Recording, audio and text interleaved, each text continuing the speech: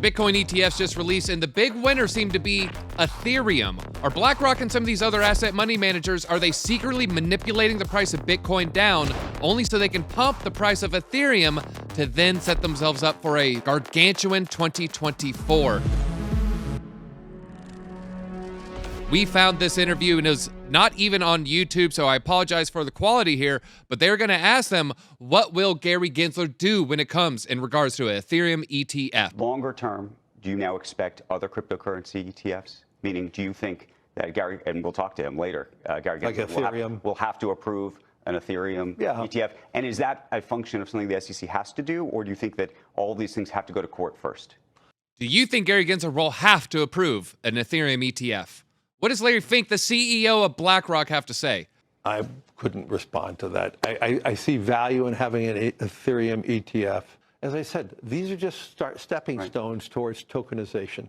I see value in having an Ethereum ETF. He is laying it out right there in front of you. And not only that, BlackRock has a record 576-1 when it comes to ETF approval. So when he says, I see value in having an Ethereum ETF, to me, that is signaling for sure they're going to be pushing towards an Ethereum ETF in 2024. But why would money asset managers push their clients towards Ethereum? I have some bold theories for you. And one of them is going to be just the narrative surrounding Ethereum and Ethereum being ultrasound money. Ethereum, we're looking at a one-day time frame here, is deflationary. And if we go to a 30-day time frame, you can see 28,000 Ethereum are burnt, almost an Ethereum every single day here, putting us on track for 1.2 million Ethereum to be burnt this year. That makes Ethereum slightly deflationary at a deflationary rate of 0.29%. But when you talk about Ethereum being deflationary, how would an asset manager describe that to an institutional client? I have a prediction. They're going to just say, this is very similar to a stock buyback.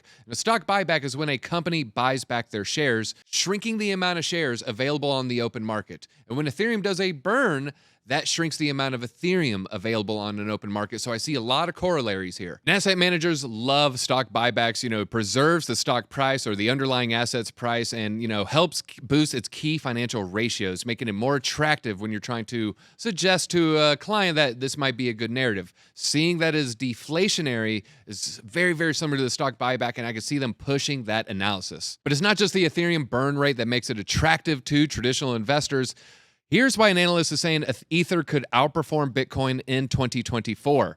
It's not only the reduction in Ether supply, it's also the attraction of the ETH staking yields. And the ETH staking yields also correlates to what a traditional investor might be used to. Traditional investors are going to look at the staking yield as some kind of equity dividend. Now, what is a dividend? Dividends are also loved by asset managers and traditional investors. In fact, the older you get, the more you like dividend stock weightings here. You can see this is what is recommended. If you're under the age of 25, 0% dividends. But as you get into your 30s, you see more and more suggestions saying dividend is the way to go. And who has most of the capital in America?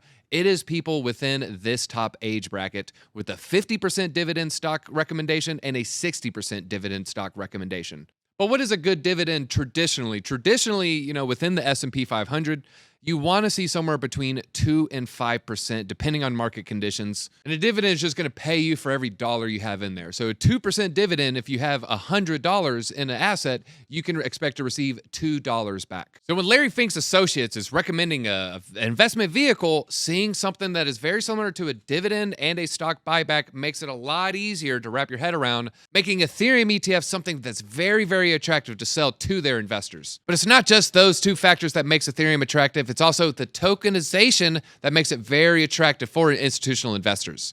And I really do believe this is where we're going to be going. We have the technology to tokenize today. If you want to think about this. If you had a tokenized security and you have a tokenized identity, you, Andrew, the moment you buy or sell an instrument, it is known. It's on a general ledger that is all created together. You want to talk about issues around money laundering and all that. This eliminates all corruption by having a tokenized system. Now, when you hear the CEO of BlackRock saying this eliminates all corruption, what do you think that actually means? Let us know in the comments. We're going to have a good time. I will reply to all these in the first couple hours after this video is released. So get down there, get your comments in. What does Larry Fink mean by It will end all corruption. Do you trust Larry Fink when he makes that statement? And when I think of tokenization of real-world assets, of course, you got to mention Chainlink. And Chainlink has seen a lot of whale activity after it's been landing all these giant partnerships with Blackrock adjacent companies. And this article is from 3 days ago, but the whales have been buying Chainlink for a long time. This is dated in December 27th. Also getting in another Ethereum-based altcoin, MakerDAO. Large institutions want to get in on the tokenization and some of these DeFi yield-bearing strategies. Maker, of course, is the builders of DAI, which is one of the more friendly, compliant stablecoins. The whales love DAI as well. If you go to TVL, this is DeFi Llama total value locked in Ethereum, $65 billion locked within the ecosystem. The number 2 chain is Maker. So with the tokenization that Larry Fink is referring to, I'm expecting a lot of money to flow into Chainlink and Ethereum, but Ethereum especially in the short run. I believe Larry Fink is signaling very strongly that they're interested in pursuing an ETH ETF. And I'm going to end on this note.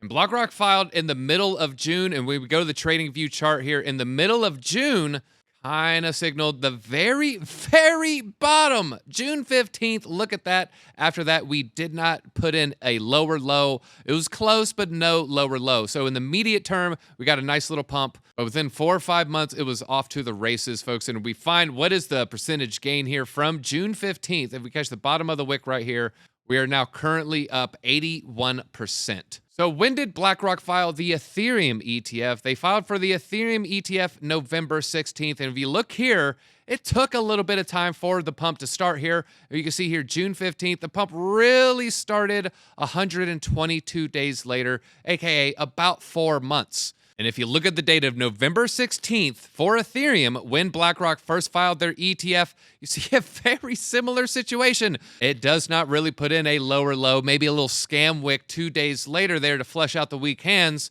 But now we're seeing something similar. And so we pumped months after the fact, November, December, January, February, maybe it's being front ran by a month or two. But folks, I expect a very similar price pattern. We could expect fireworks for Ethereum in 2024. I do not think BlackRock is going to let this one slide. I expect this number for BlackRock's ETF approvals go 577 and 1. What do you think? Are they going to get the ETH spot ETF? Let us know down in the comments your predictions. And folks, I'm DZ for Discover Crypto, and thanks to Larry Fink and BlackRock, I'll see you in your ETH bags at the top.